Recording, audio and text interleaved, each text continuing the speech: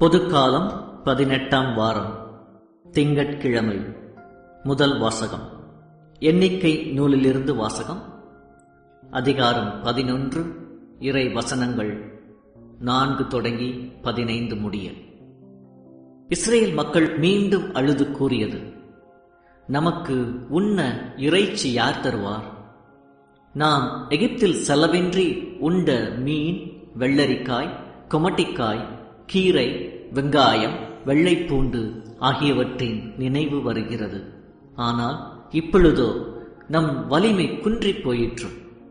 மன்னாவை தவிர வேறெதுவும் நம் கண்களில் படுவதில்லையே. மன்னா கொத்தமல்லி விதை போன்றும் அதன் தோற்றம் முத்து போன்றும் இருந்தது. மக்கள் வெளியில் சென்று அதை சேகரித்தனர். அரவை கல்லில் அரைத்தனர் அல்லது உரலில் போட்டு இடித்தனர். பானைகளில் அதை வேக வைத்து அதில் அப்பங்கள் செய்தனர். அதன் சுவை எண்ணெயில் செய்த அப்பங்களின் சுவையை ஒத்திருந்தது. இரவில் பாளையத்தின் மேல் பனி விழும்போது மன்னாவும் அதனுடன் விழுந்தது. எல்லா வீடுகளில் இருந்த மக்களும் தம் தம் கூடார வாயிலில் இருந்து அழும் குரலை மோசே கேட்டார். ஆண்டவரின் சினம் கொழுந்துவிட்டெறிந்தது. மோசேக்கும் அது பிடிக்கவில்லை. மோசே ஆண்டவரிடம் கூறியது, உம் அடியானுக்கு ஏன் இந்த கேடு? நீர் எனக்கு கருணை காட்டாமல் இம்மக்களின் எல்லா பழுவையும் என்மேல் சுமத்தியது ஏன்? இம்மக்களை எல்லாம் நானா கருத்தரித்தேன்? நானா இவர்களை பெற்றெடுத்தேன்? பாலுண்ணும் குழந்தையை ஏந்தி செல்பவள் போன்று இவர்களை மார்போடு ஏந்தி அவர்கள் மூதாதையருக்கு நான் வாக்களித்திருந்த நாட்டுக்கு கொண்டு செல் என்று நீர் சொல்வானேன்? இம்மக்கள் அனைவருக்கும் கொடுக்க வேண்டிய இறைச்சிக்கு நான் எங்கே போவேன்? அவர்கள் எனக்கு முன் அழுது உன்ன எங்களுக்கு இறைச்சி தாரும் என்று கேட்கிறார்களே. நான் தனியாக இம்மக்கள் அனைவரையும் கொண்டு செல்லவே முடியாது. அது எனக்கு மிக பெரும் பழு. இப்படியே எனக்கு செய்வீரானால் உடனே என்னை கொன்றுவிடும். உம் பார்வையில் எனக்கு தயை கிடைத்தால் இந்த கொடுமையை நான் காணாதிருக்கட்டும். ஆண்டவர் வழங்கும் அருள்வாக்கு. இறைவா, உமக்கு நன்றி. நற்செய்தி வாசகம். புனித மத்தேயு எழுதிய நற்செய்தியிலிருந்து வாசகம். அதிகாரம் 14, இறை வார்த்தைகள் 13 முதல் 21 வரை. அக்காலத்தில் திருமுழுக்கு யோவான் கொலையுண்டதை கேள்வியுற்ற இயேசு அங்கிருந்து புறப்பட்டு படகிலேறி பாலை நிலத்தில் உள்ள தனிமையான ஒரு இடத்திற்கு சென்றார். இதை கேள்விப்பட்ட திரளான மக்கள் ஊர்களிலிருந்து கால்நடையாக அவரை பின்தொடர்ந்தனர். இயேசு அங்கு சென்றபோது பெருந்திரளான மக்களை கண்டு அவர்கள் மீது பரிவு கொண்டார். அவர்களிடையே உடல் நலமுற்றோர் இருந்தவரை குணமாக்கினார். மாலை வேளையான போது சீடர் அவரிடம் வந்து, இவ்விடம் பாலை நிலமாயிற்றே, நேரமும் ஆகிவிட்டது. ஊர்களுக்கு சென்று தங்களுக்கு தேவையான உணவு வாங்கிக் கொள்ள மக்கள் கூட்டத்தை அனுப்பிவிடும் என்றனர். இயேசு அவரிடம், அவர்கள் செல்ல வேண்டியதில்லை, நீங்களே அவர்களுக்கு உணவு கொடுங்கள் என்றார். ஆனால் அவர்கள் அவரை பார்த்து, எங்களிடம் இங்கே 5 அப்பங்களும் 2 மீன்களும் தவிர வேறு எதுவும் இல்லை என்றார்கள். அவர், அவற்றை என்னிடம் இங்கே கொண்டு வாருங்கள் என்றார். மக்களை புல் தரையில் அமருமாறு ஆணையிட்டார். அவர் அந்த 5 அப்பங்களையும் 2 மீன்களையும் எடுத்து வானத்தை அண்ணாந்து பார்த்து கடவுளை போற்றி அப்பங்களை பிட்டு சீடர்களிடம் கொடுத்தார். சீடர்களும் மக்களுக்கு கொடுத்தார்கள். அனைவரும் வயிறார உண்டனர். எஞ்சிய துண்டுகளை 12 கூடைகள் நிறைய எடுத்தனர். பெண்களும் சிறு பிள்ளைகளும் நீங்களாக உணவு உண்ட ஆண்களின் தொகை ஏறத்தாழ 5000. இது கிறிஸ்து வழங்கும் நற்செய்தி. கிறிஸ்துவே, உமக்கு புகழ்.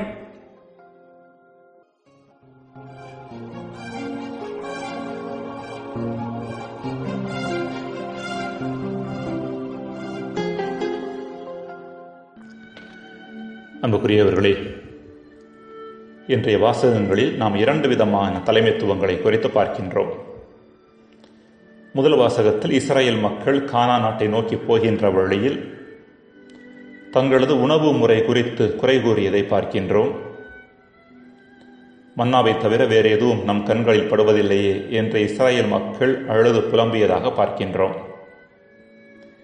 மேலும் ஒரே வகையான உணவை உண்டதால் அவர்கள் தங்கள் வலிமை குன்றி போனதாக புலம்புவதாகவும் நாம் வாசிக்கின்றோம். இப்படிப்பட்ட சூழ்நிலையில் மோசே மக்களின் இத்தகைய மனநிலை குறித்து எரிச்சல் அடைந்ததாகவும் கடவுளிடம் புலம்பியதாகவும் நாம் பார்க்கின்றோம். அடியானுக்கு ஏன் இந்த கேடு? நீர் எனக்கு கருணை காட்டாமல் இம்மக்களின் எல்லா பழுவையும் என் மேல் சுமத்தியது ஏன்? இம்மக்களை எல்லாம் நானா கருத்தரித்தேன், நானா இவர்களை பெற்றெடுத்தேன். பாலுண்ணும் குழந்தை ஏந்திச் செல்பவள் போன்று இவர்களை மார்போடு ஏந்தி அவர்கள் மூதாதையருக்கு நான் வாக்களித்திருந்த நாட்டுக்கு கொண்டு செல் என்று நீர் சொல்வானேன் என்றெல்லாம் புலம்பி தள்ளுகின்றார் மோசே. நற்செய்தியிலும் ஏறத்தாழ இதே போன்ற ஒரு பிரச்சனையை பார்க்கின்றோம். பாலைவனத்தில் மக்கள் உணவு இல்லாமல் துன்பப்பட்டதாக நாம் பார்க்கின்றோம். இது குறித்து மக்கள் புலம்பவில்லை என்றாலும் இயேசு மக்களின் தேவையை உணர்ந்து அவர்களது துன்பத்தை தன்னுடையதாக்கி அதை தீர்க்கின்ற முயற்சியில் ஈடுபடுகின்றார். மோசே ஒரு பக்கம் நல்ல மனிதராக இருந்தாலும், கடவுளோடு ஆழமான உறவு கொண்டிருந்தவராக இருந்தாலும், அவ்வப்போது அவரது தலைமைத்துவத்தில் ஒரு தொய்வு தென்படுவதை நம்மால் பார்க்க முடிகிறது. இது மனிதர் என்கின்ற முறையில் அவரது பலவீனத்தின் வெளிப்பாடாக இருக்கக்கூடும். தன் இன மக்களுக்காகவே தன் வாழ்வை அவர் அர்ப்பணித்திருந்தாலும் அவ்வப்போது அவர் தன் சொந்த மக்களிடமிருந்து தன்னை அந்நியப்படுத்திக் கொண்டதை நம்மால் பார்க்க முடிகிறது. ஆனால் இயேசுவோ தலைமைத்துவத்திற்கு ஈடு இணையற்ற இலக்கணமாக திகழ்பவர். எந்த நேரத்திலும் தன்னை தன் மக்களிடமிருந்து அந்நியப்படுத்திக் கொள்ளவில்லை. முழுக்க முழுக்க மக்களின் துன்பமே தன் துன்பம் என்று செயல்பட்டவர். அன்புக்குரியவர்களே, ஒரு குடும்ப தலைவர் அல்லது தலைவி என்பவர் பொருளாதார ரீதியாக குடும்ப உறுப்பினர்களுக்கு தேவையானவற்றை பெற்றுத்தருபவர் மட்டுமல்ல, குடும்பத்தின் ஏனைய உறுப்பினர்களது துன்பத்தை தன் துன்பமாக ஏற்றுக்கொண்டு அதை வெற்றி கொள்வதற்கு தான் எத்தகைய பங்களிப்பை கொடுக்க முடியும் என்று யோசிப்பவர். இதுவே உண்மையான தலைமைத்துவத்தின் அடிப்படை தன்மை. இதைத்தான் இயேசு செய்தார். சீடர்களிடம் அத்தகைய தலைமைத்துவ தன்மை இல்லாதன் காரணமாக மக்களை அனுப்பிவிடுவதிலேயே குறியாக இருக்கின்றனர். தலைமைத்துவத்திற்கு மிகச்சிறந்த இலக்கணமாக திகழ்ந்தவர் காமராஜர் என்பது நாம் அனைவரும் அறிந்த ஒன்று. அவர் முதலமைச்சரான பின்பு தன் உதவியாளர் வைரவன் என்பவரோடு ஒரு வீட்டில் தங்கியிருந்தார். அவர் ஒரு முறை வைரவனை அழைத்து அருகில் உள்ள நியாய விலை கடைக்கு சென்று உனக்கும் எனக்கும் தேவையான அரிசியையும் ஏனைய பொருள்களையும் வாங்கி வா என்றாராம். நியாய விலை கடை என்பது ரேஷன் கடை என்பது நாம் அனைவரும் அறிந்த ஒன்று. அதற்கு வைரவன், அங்கு அரிசி வாங்கினால் கொஞ்சம் நாற்றம் எடுக்கும், எனவே வெளியிலிருந்து நல்ல அரிசி வாங்கி வருகிறேன் என்றாராம்.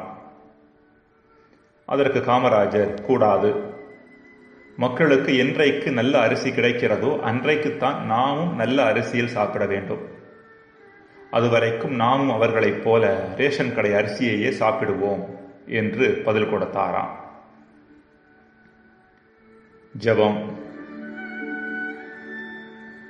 இறைவா, பிறரது துன்பங்களை என் துன்பமாக கருதி எம்மால் முடிந்த நல்ல காரியங்களை பிறருக்கு செய்யக்கூடிய நல் மனதை எமக்கு தாரும். ஆமேன்.